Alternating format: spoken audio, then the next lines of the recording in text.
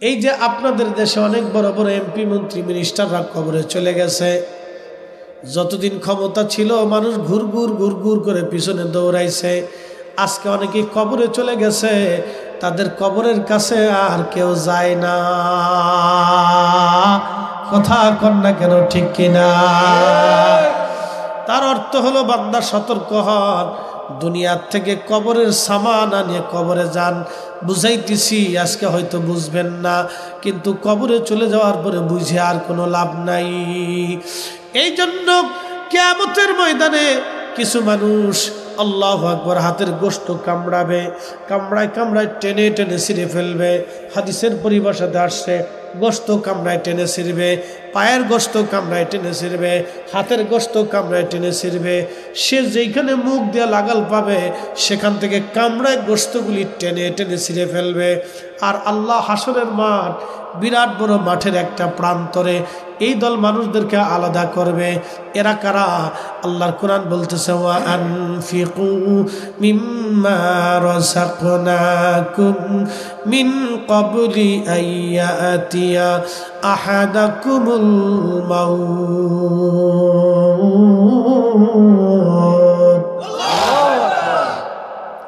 মরণ আসার আগে যারা দান করে নাই, টাকাগুলি জমা করে কুক্ষিগত করে রাখছি, আল্লাহর পথে খরচা করে নাই, এই সমস্ত ব্যক্তিরা আল্লাহর দরবারে সেই দিন তারা বলবে, ফায়াকুলা রাব্বি লাউলা আখারতানি ইলা আজালিন করিব। সেই দিন তারা আল্লাহকে বলবে, ওগো রব, আমাদেরকে আবার দুনিয়াতে পাঠান, দুনিয়াতে পাঠিয়ে দেন, আমাদেরকে আবার একটু অবকাশ দেন। ফাআসসাদদাকা, আমরা বেশি বেশি করে এই হাতের রুজি দিয়ে তোমার পথে খরচা করব। ওয়া আকুম মিনাস সালিহিন, আর নেককারদের অন্তর্ভুক্ত হয়ে যাব। নামাজের দলে চলে আসব, রোজাদারের দলে চলে আসব, হালাল খেয়ে আসব, হারাম খাবো না, তোমার পথে বেশি বেশি সদকা দেব, দান করব। আল্লাহ পাক ডাক দেবে, ওয়ালা ইউআখিরাল্লাহু নাফসান ইযা জাআ আজালুহা।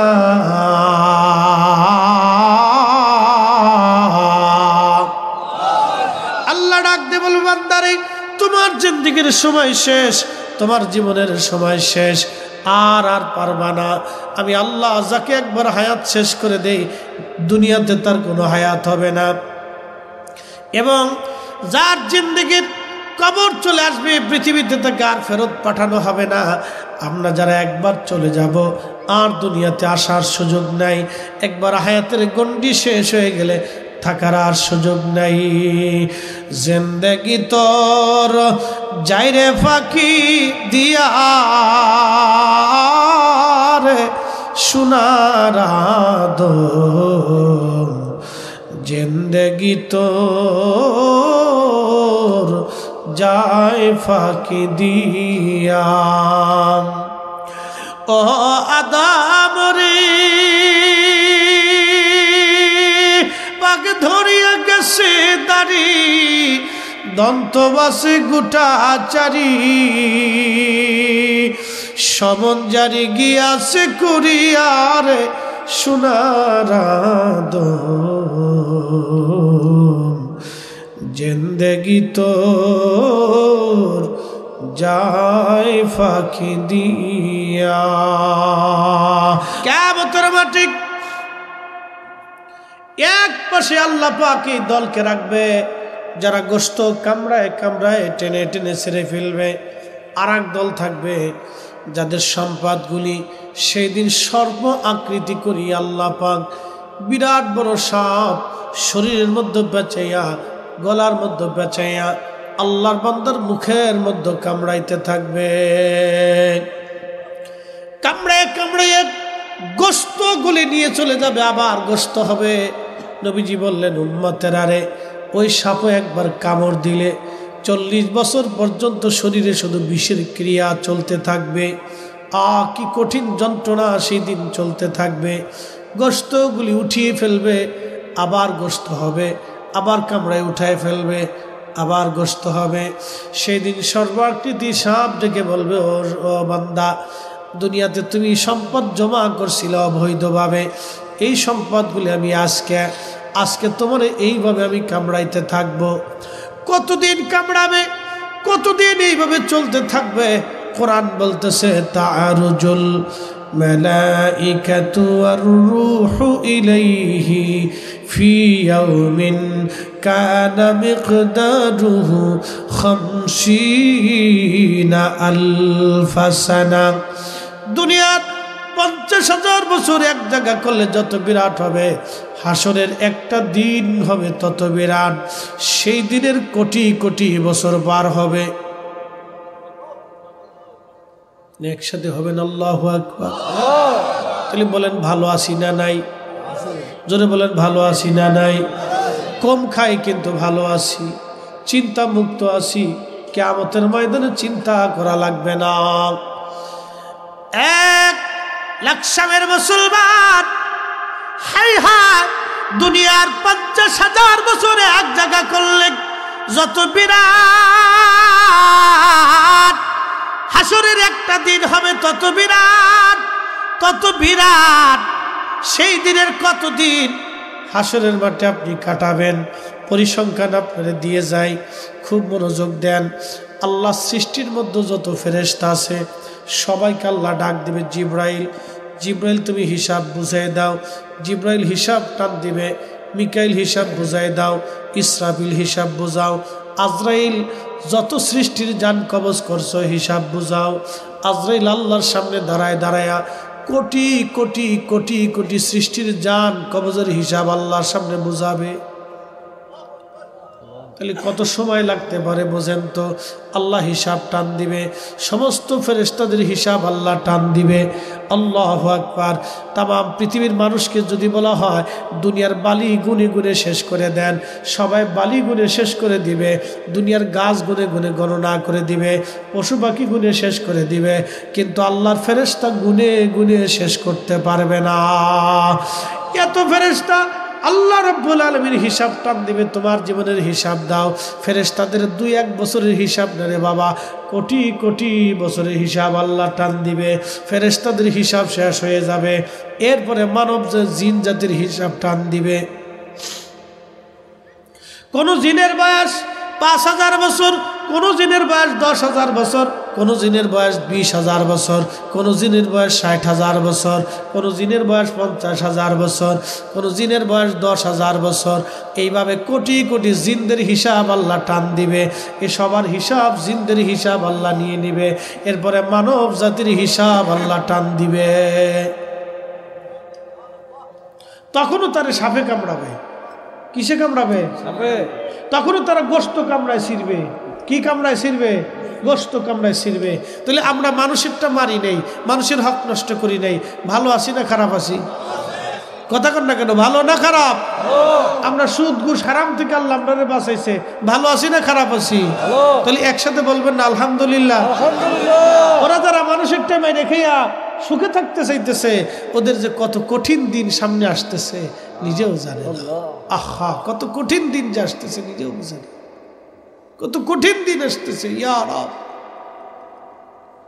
হে যদি মনে করেন না আখিরাতের চিন্তা আখিরাতে করব, তাকে বলবো ও আল্লাহর বান্দা, তুমি মারা গেছো, তোমার সামনে কোটি কোটি মানুষ মরে যাচ্ছে, যিনি চলে যাচ্ছে তারা দেখা গেল না, কোন রাস্তা দিয়ে গেল তাও দেখা গেল না, যে নিয়ে গেল আজরাইল তারও দেখা গেল না। তার মানে যে মৃত্যু হচ্ছে এটা তো সত্য, সে চলে যাচ্ছে এটা তো সত্য। আমি ফরিদি সাহেব কখন আসলাম দেখলাম না, কখন আবার আমার এই ভিতর থেকে নিয়ে চলে যাবে কেউ দেখবে না। যিনি নিয়ে গেল তারও দেখা গেল না, যেই জগতে নিল সেই জগতও দেখা গেল না, যেই মালিকের কাছে গেল সেই মালিকও দেখা গেল না। যাওয়াও সত্য, আসাও সত্য, মৃত্যু সত্য, যে নিছে সেও সত্য, যার কাছে নিছে সেও সত্য, যেই জগতে নিছে সেও জগতে সত্য। অতএব আপনাকে ধরা পড়তেই হবে, বাঁচার কোনো রাস্তা নাই। এই জন্য ভালো আছে, শুকরিয়া আদায় করে ভালো আছি। আহা, এরপরে মানব জাতির হিসাব আল্লাহ টান দেবে। এখন কোটি কোটি মানুষ বর্তমান পৃথিবীতে 800 কোটি মানুষ, 800 কোটি মানুষ যদি নথিপত্র নিয়ে বাংলাদেশ সরকারের সামনে এসে বলে হিসাব কত দিয়ে যান, তো হিসাব কতদিন লাগবে? কয়েক বছরে শেষ হবে না। এটা বাদ দেন, সব হিসাব নিয়ে সবাই দাঁড়ায় যাবে, আল্লাহ সেই দিন দিয়ে দিবে কি? সুম্মা তুরাদ্দুনা ইলা আলিমিল গায়বি ওয়াশ শাহাদাতি ফায়ুনাব্বিউকুম বিমা কুনতুম তা'মালুন।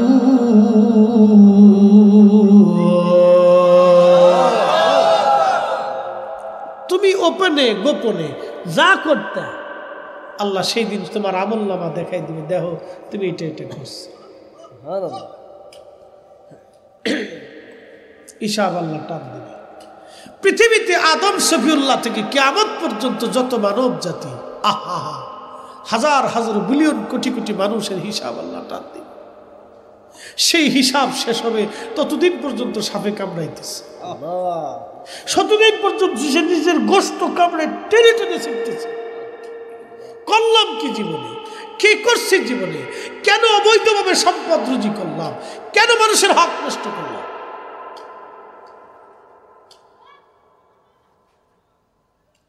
কেন করলাম? আল্লাহু আকবার।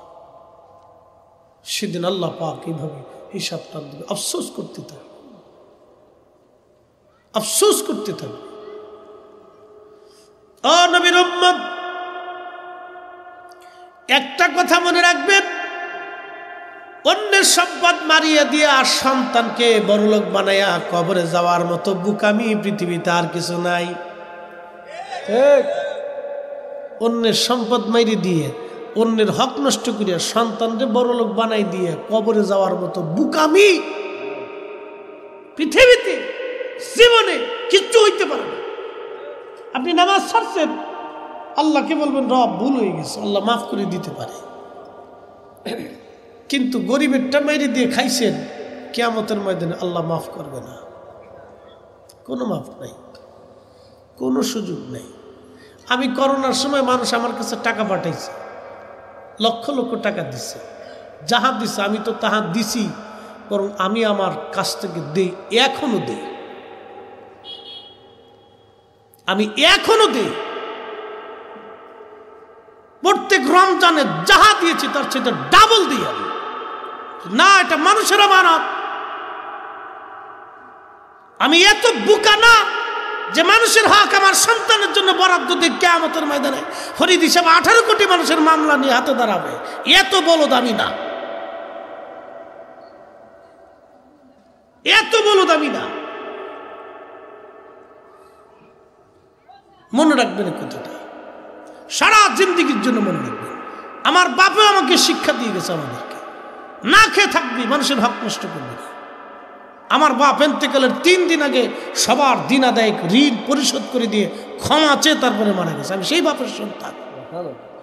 জীবনে বাপকে কোনো দিন দেখিনি এক ওয়াক্ত নামাজ তো দূরের কথা, ফজরের ওয়াক্ত আমার আব্বা নামাজ পড়ে বাড়িতে বসে কোরআন তেলাওয়াত করে তারপরে বাড়ি থেকে বেরোতেন। সালিশ দরবার বিচার আচার যা করতেন কোরআন শরীফ পড়ে তেলাওয়াত করে তারপরে যেতেন।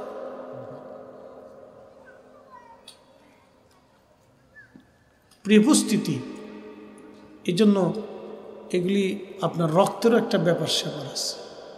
কিছু মানুষ আছে দেখবেন অনেক বড় অফিসার হয়েছে কিন্তু ঘুষ খায়,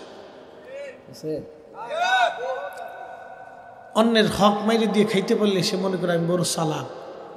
দুনিয়াটা এখন হয়েছে কি জানেন, আপনি সহজ সরল মতো চলবেন, হালাল উপার্জন করবেন, মানুষ আপনার কবে বলদ। কি কথা কন না কে? আল্লাহর পথে চলবেন, 5 ওয়াক্ত নামাজ রোজা করবেন, হক হালাল মতো চলবেন, মানুষ কবে আপনি বলদ। আর যদি অন্যটা মাইরে মুড়ে দিয়ে সালাকি সুলিকি করে দিয়ে ভেজাল ভুজেল দিয়ে খান থেকে লোকটা বিরাট বড় সালাক রে, খুব সালাক। শয়তানে হাসের গ্রহ চাচা বিরাট চালাক, দুলাভাই খুব চালাক। চালাকি যে কয়দিন পরে ধরা পড়তেছে বুঝতেছে না। বাটাম চালান কারে কয়?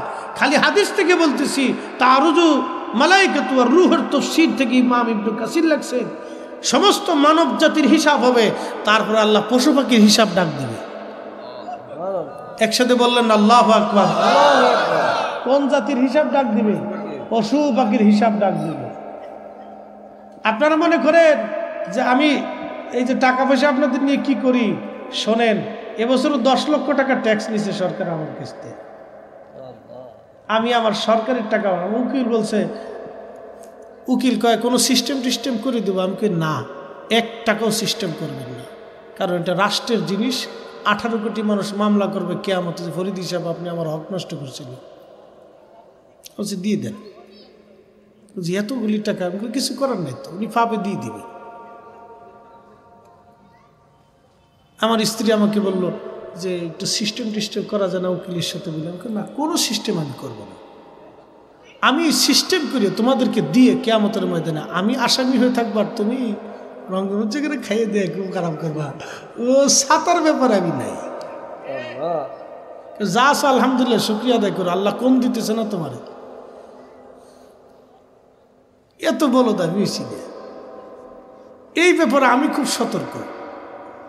আমি আমার ডায়েরির ভিতরে টাকার অঙ্কটা লিখে রাখি, কত দেন আপনারা পান না, সব লিখে রেখে আমি স্ত্রীকে বলে দিয়েছি, শোনো আমি মারা যাওয়ার সাথে সাথে যে যত টাকা আবদার করবে এই ডায়েরির ভিতরে লেখা, সব লেখা আছে। কে কত টাকা আমাকে অ্যাডভান্স পাঠাইছে, সাথে সাথে ভাই দিয়ে বা আমার আত্মীয় দিয়ে তোমার আত্মীয় দিয়ে ফোন দেওয়া বা সব কমিটির নাম্বার আছে, ফোন দিওয়াইয়া টাকা ব্যাক দিতে চাইবে।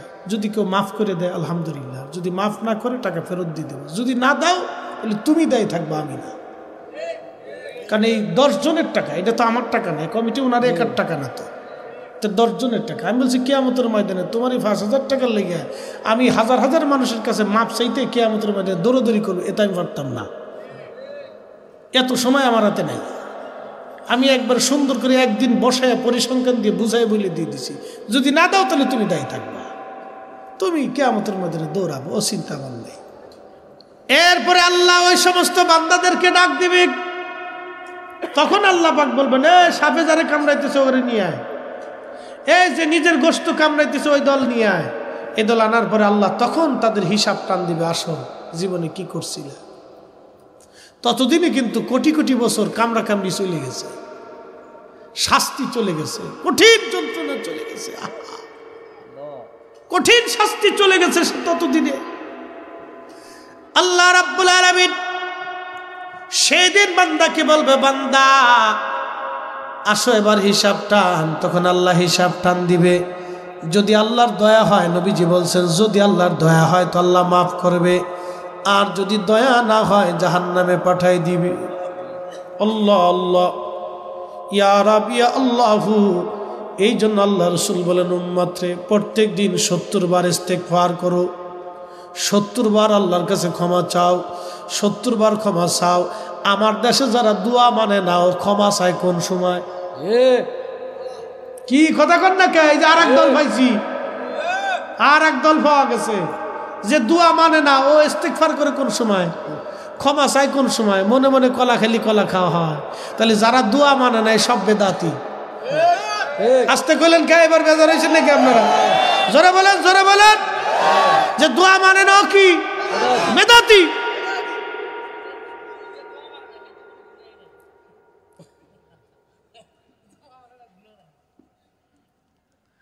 ও দোয়া মানতেছে না। আল্লাহর নবী বলেন 70 বার তুমি ইস্তেগফার করো, এই জন্য অধিক পরিমাণে আল্লাহর দরবারে ক্ষমা চাবেন, ইয়া রব, আল্লাহর কাছে মাপ চাইতে থাকবেন। প্রিয় হাজিরিন, তাহলে এখন আমাদের করণীয় কি? অধিক পরিমাণে আল্লাহর ইবাদত করা। আমাদের করণীয় কি? অন্যের সম্পদ আমরা মারব না, অন্যের জিনিস অন্যায়ভাবে নেব না, মানুষ আমরা ঠকাবো না। কথা বলেন ঠিক কিনা? পিতা মাতা যদি ঘরের মধ্যে থাকে, আপনার অভাব আসুক সাবধান, আপনি যা খাবেন আপনার আব্বা আম্মারে ভালো কিছু খাওয়ানোর চেষ্টা করবেন। কখনো মন খারাপ করবেন না, রাগারাগি করবেন না, ছাটাছাটি করবেন না। যতদূর সম্ভব আপনি চেষ্টা করবেন আপনার আব্বা আম্মাকে সম্মানিত করে রাখার জন্য। হিসাব কিন্তু কঠিন, আল্লাহর দরবারে হিসাব কিন্তু জটিল, বড় কঠিন, বড় কঠিন। এই জন্য আপনাদের উচিত, আল্লাহ রাব্বুল আলামিন আমাদেরকে বলছেন, ও আমার বান্দারা, অতএব বান্দারা তোমরা একটা কাজ করো, আল্লাহ পাক কোরআনে বলেছে ইয়া আইয়ুহাল্লাযীনা আমানু লা তুলহিকুম আমওয়ালুকুম ওয়ালা আওলাদুকুম আন যিকরিল্লাহ। এ ঈমানদার, সম্পদ আর সন্তানের প্রেমে পড়ে আমি আল্লাহর জিকির থেকে গাফেল হইও না। অনেক সময় সন্তানের মায়ায় পড়ে মানুষ অন্যায় করে না, সন্তানের জন্য অন্যায় করে, সন্তানের জন্য জমি জমা রেখে যায়, আবার দেখা যায় নিজের সম্পদের প্রেমে পড়ে মানুষ অপরাধ করে, অন্যায় করে। এইগুলি করবেন না, সাবধান, এইগুলি করবেন না। বিরাট বড় অন্যায়, বিরাট বড় ভুল আপনার আমার জীবনে হবে। আল্লাহ বলেন ওমাইয়া ফাআল যালিকা ফাউলাইকা হুমুল খাসিরুন। যদি সন্তান আর সম্পদের প্রেমে পড়ে তুমি যদি ভুল করো, আমি আল্লাহর জিকির থেকে জুদা হয়ে যাও, তাহলে তুমি জীবনে মহা ক্ষতির মধ্যে পড়ে যাবা। তাহলে আমাদের চিন্তা কি, কিয়ামতের ময়দানে এই সমস্ত বিষয় নিয়ে আমরা আল্লাহর দরবারে উঠতে চাই না, আমরা আল্লাহর দরবারে একবারে ফ্রেশ হয়ে উঠতে চাই। শেষ আমার ওয়াজ একটা কথা।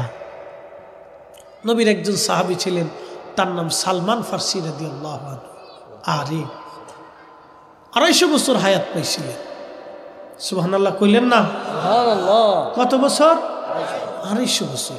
তো ইন্তেকাল হওয়ার সময় কাঁদতেছে, খুব কাঁদতেছে। তো সাহাবায়ে কিরাম বলেন, কাঁদেন কেন? বলতেছে, আমার রাসূলের সামনে কিয়ামতের ময়দানে আমি কোন মুখ নিয়ে দাঁড়াবো? আহা, আমার এই ফসলগুলি দাঁড়ায় গেছে। যেই দিন আমি ওনার জীবনের পাঠটুক পড়ছিলাম, তখন আমি চিন্তা করলাম, আরে মুসলমানই তো হইনি, বুঝেন।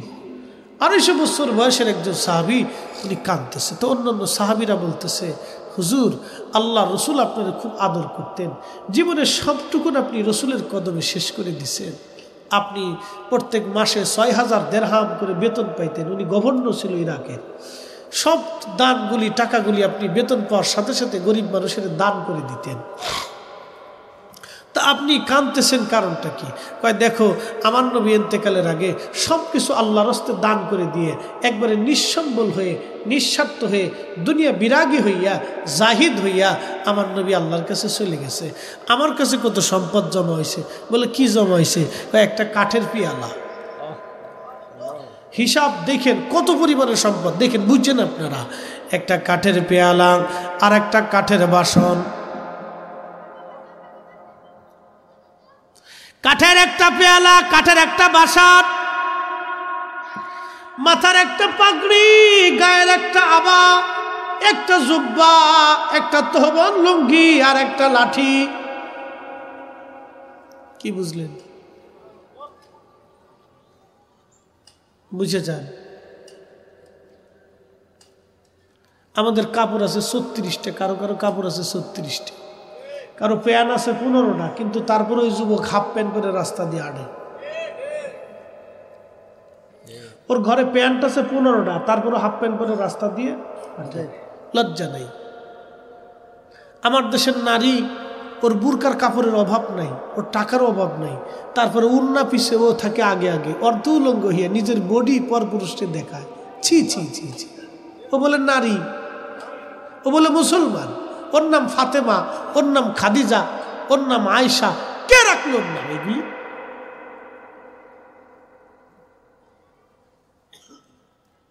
আহা, কি করে বলবো, কি করে বুঝাবো আপনাকে বলেন তো?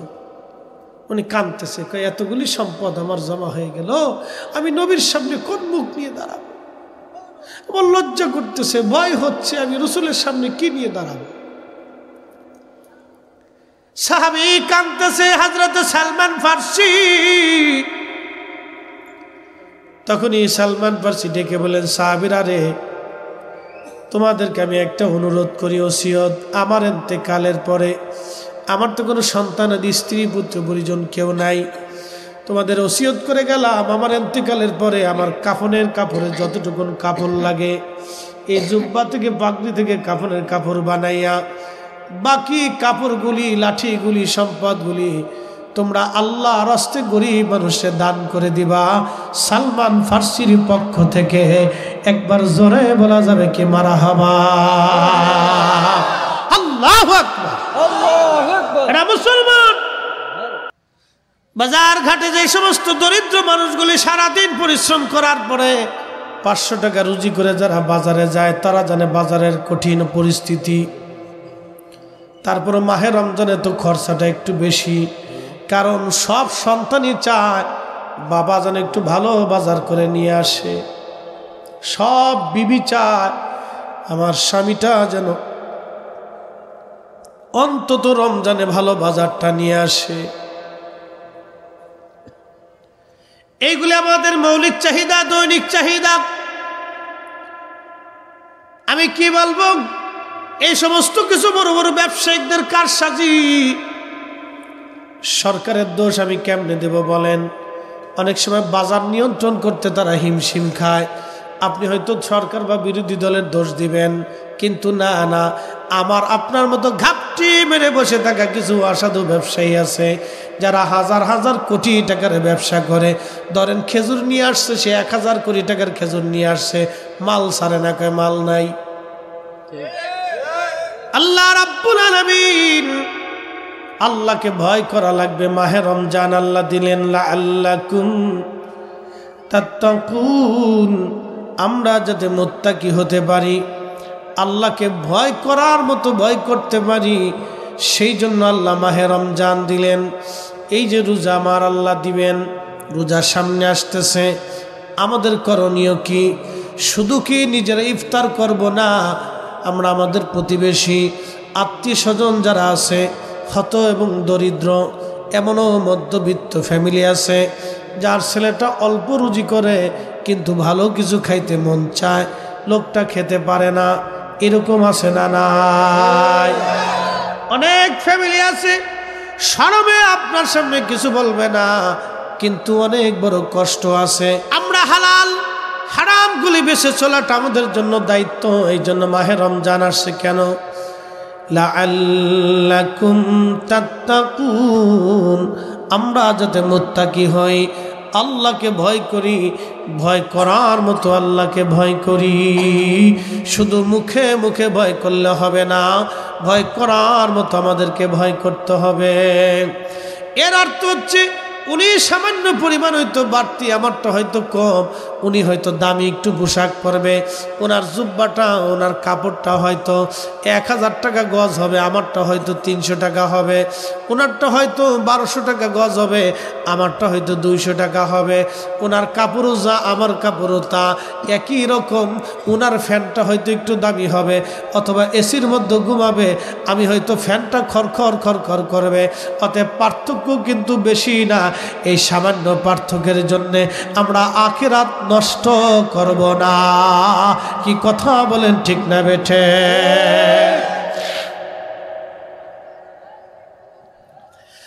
নবীর উম্মত, এই যে রমজান মাস আসতেছে, রমজানের ওয়াজটা আপনাদের সামনে তুলে ধরি, মনোযোগ দেন। ইফতার সামনে নিয়ে বসে আছেন, আমার আল্লাহ ডাক দিচ্ছে, ও ফেরেশতারা, তোর আমার বান্দা বানাইতে নিষেধ করছিলি, দেখ আমার বান্দার সামনে খাবার আছে, আমার বান্দার পেটে ক্ষুধা আছে, আমার বান্দার পিপাসা আছে, আমার বান্দার সামনে খাবার আছে, পানি আছে, শরবত আছে, কিন্তু বান্দা খায় না। আমি আল্লাহর ভয়ে তোরা আমারে বান্দা সৃষ্টি করতে নিষেধ করেছিলি, আজকে তোরা সাক্ষী থাক, আমি আল্লাহ আমার বান্দাদের জীবনের সব গুনাহগুলি আমি মালিক, আমি আল্লাহ মাফ করে দিলাম।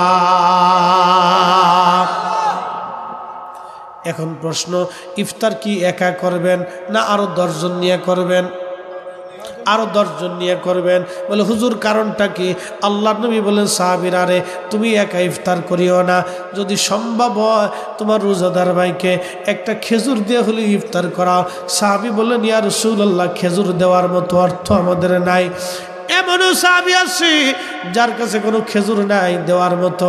আল্লাহর নবী বলেন যদি তা না পারো অন্তত এক পেলা দুধ দিয়ে হলেও তুমি ইফতার করাও। আল্লাহর নবী সাহাবী ডাক দিয়ে বলেন ইয়া রাসূলুল্লাহ ওই এক পেলা দুধ দেওয়ার মতো সামর্থ্য আমাদের নাই। আল্লাহর নবী বলেন সাহাবীরা রে যদি তা না পারো তাহলে অন্তত এক পেয়ালা পানি দিয়ে হলো ইফতার করাও। তারপরও তোমার ভাইয়ের রোজা হোক বা না হোক তোমার আমল নামায় একটা কবুল রোজার সওয়াব আমার আল্লাহ লিখে দেবে। আল্লাহর নবীকে জিজ্ঞেস করা হলো ইয়া রাসূলুল্লাহ আইউল ইসলামি খায়রুন, ইসলামের মধ্যে উত্তম কাজ কি? নবীজি বলেন তুতঈমুত তাআম, মানুষকে খাদ্য খাওয়াও, মানুষকে খাওয়াও, এটা ইসলামের মধ্যে উত্তম একটা কাজ। এই জন্য মাহে রমজান আসলে অবশ্যই আপনারা ইফতার করাবেন, নিজেরা করবেন, অন্যজনকে করাবেন। আর যদি যারা ধনী বা অর্থবিত্তের মালিক আছেন আপনারা সারা এলাকা দিয়ে খুঁজবেন, দেখবেন হয়তো দরিদ্র গরিব মিসকিন যারা আছে তাদের ঘরে ঘরে কিছু কিছু ইফতার আপনি পাঠাই দিয়ে আসবেন, কিছু খাবার টাবার কিনে দিয়ে আসবেন। আল্লাহর বান্দা রোজা রাখার পরে যখন ইফতার করবে ওই ইফতারের কারণে আল্লাহর বান্দা আপনার জন্য দোয়া করবে। আল্লাহর কসম করে বলি আপনার রিজিকে কোনোদিন অভাব আসবে না।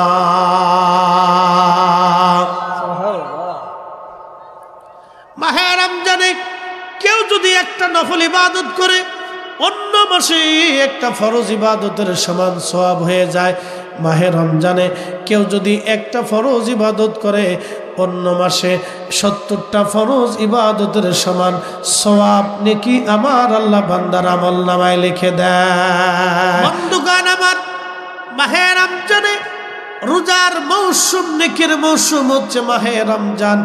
অত্যধিক পরিমাণে মাহে রমজানে আপনি নফল ইবাদত করবেন, ফরজ তো করা লাগবেই, অত্যধিক পরিমাণে নফল করবেন, অত্যধিক পরিমাণে আপনি দান সদকা করবেন। এই মাহে রমজানে ১ টাকা যদি আপনি দান করেন অগণিত গুণে আল্লাহ নেকি আমল নামাইবে। একবার জোরে বলা যাবে কি সুবহানাল্লাহ। এই জন্য মাহে রমজানের দানের হাতকে প্রশস্ত করবেন, আপনার দরজা থেকে কোনো ভিখারিকে তাড়াবেন না। আল্লাহর কোরআন বলতেছে ওয়া আম্মাস সাইলা ফালা তানহার, নবী গো উম্মতকে শিখান উম্মত যাতে কোনো ভিখারিকে ধমক না দেয়, ভিখারিকে যেন তাড়ায় না দেয়। আমাদের দেশে অনেক ধনী ব্যক্তি আছে যারা ভিখারি গরিব মিসকিনকে ধমক দিয়ে তাড়ায় দেয়। মুসলমান, আপনি আজকে ভিখারিকে ধমক দিয়েছেন, আগামী দিন আপনি ভিখারি হতে পারেন, পারে না? ধনীকে ভিখারি বানাইতে আল্লাহর কয় বছর লাগে? 1 সেকেন্ড লাগবে, তকদির পরিবর্তন হয়ে যাবে। কোটি কোটি টাকার মালিক হইতে সময় লাগে, কিন্তু গরিব হইতে কিন্তু সময় লাগে না। টাকা যাইতে সময় লাগে না, যখন যাবে তখন শুধু যাইতে থাকবে, আর ফিরে পাবেন না। কোরআন শরীফ আল্লাহ বলতেছেন আল্লাহাকু মুত্তাকাসুরু হাত্তা যুরতুমুল মাকাবির।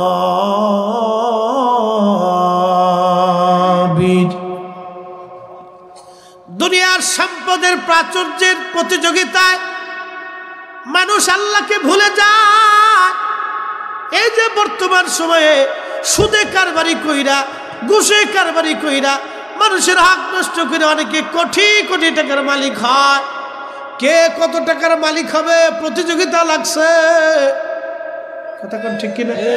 দেখবেন একজনে বিদেশ নেওয়ার নাম নিয়ে এই এক একজনের কাছ থেকে 3 লক্ষ 4 লক্ষ টাকা নিয়ে গেল, এরপরে 100 জনের কাছ থেকে টাকা নিয়ে 8 টাকা ফেরত দেয় নাই।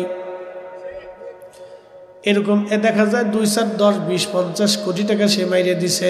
মাইরে দিয়ে একবারে ঢাকা শহরে 2-3টা বাড়ি টাড়ি বানাইয়া একবারে বিদেশ থেকে ঘুরে এসে সুন্দর করে ইন্ডাস্ট্রি সেই হয়ে গেছে। এখন বিরাট বড় আজি সাহেব, কথা কর, খালি আজি, বাপরে বাপ, এই শিষ্ট সমাজ সেবক দানবীর এই সেই আগর ডিম ঘোড়ার ডিম, কিন্তু যাই দেখেন সব টাকার ভিতরে হারাম। ওই টাকা দিয়ে যত গরুর গোশত খাবে আর শুয়োরের গোশতের মধ্যে তফাৎ নাই। কি ঠিক আসতে গেলেন গাইবা?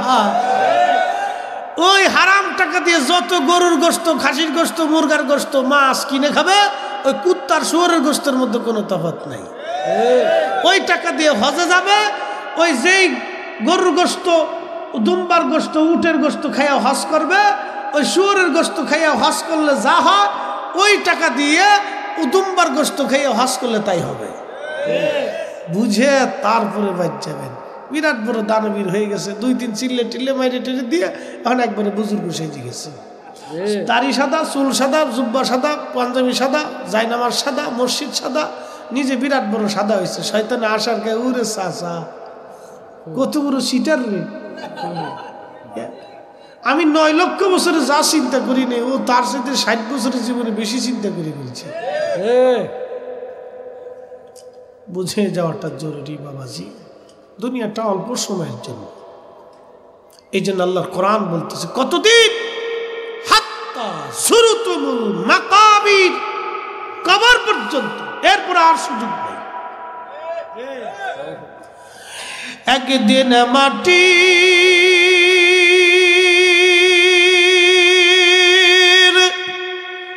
ভিতরে হবে ঘরে, মন আমার কেন বান্ধ দালান ঘর। কালকে একটা খবর দেখলাম, একটা বৃদ্ধা মা ঢাকার আদালতে এসে বলতেছে আমার সন্তানদেরকে জামিন দিয়েন না। 2টা ছেলে একটা মেয়ে, 2টা ছেলে একটা মেয়ে, মায়েরে খাবার দেয় না, জাগা দেয় না। মেয়েটাও এত বড় হারামি, তার স্বামী পর্যন্ত ওই বৃদ্ধাকে অত্যাচার করলো। সাংবাদিকদের বলতেছে, সাংবাদিক আমাকে যদি, আমার এই সন্তানদেরকে যদি আদালত জামিন দিয়ে দেয়, তাহলে ওরা আমাকে মেরে ফেলে দিবে, অত্যাচার করবে। আমি জমি বিক্রি করে দিয়েছি, জমি বিক্রি করে দিয়ে আমি নিজেরে চালাই, আমার স্বামী আমারে দিয়ে গেছে, এইগুলির জন্য ওরা আমার সাথে দুর্ব্যবহার করে। ছেলেটারেও দেখলাম সাংবাদিকদেরকে ধমক দিচ্ছে, কথা বলতে চায় না, বেয়াদব। এইরকম শুধু এইরকম ছেলে না, টাকা হবে ভাববেন আপনি নিরাপদ না। শোনেন, সন্তানদেরকে মানুষ বানাইতে হবে, ছোট্ট কাল থেকে শিখাই যাবেন, তাহলে কার কপালে কি আসবে কেউ বলতে পারে না। এরকম বাংলাদেশে একটা না, 2টা না, হাজার হাজার সন্তান কর্তৃক বাবা মা নির্বাচিত হয়। আপনি নিজেও জানেন না আপনার ভবিষ্যতে কি অন্ধকার না আলো আছে।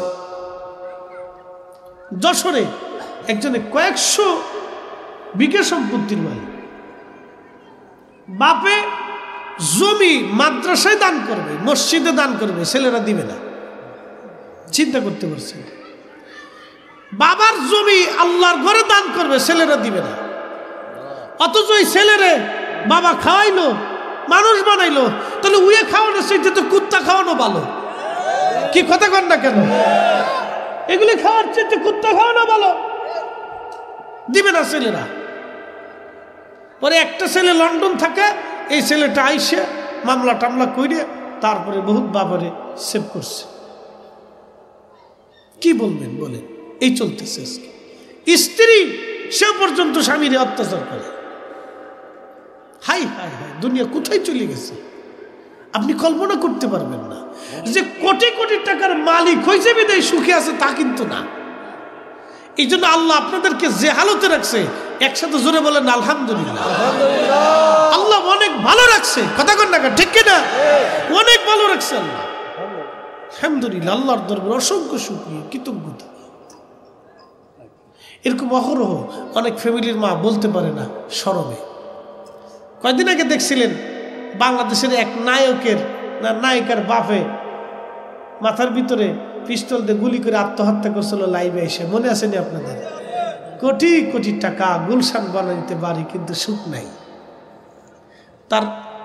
তার জীবনের আবদার কি? আমার সন্তান আমার খোঁজ খবর নেয় না।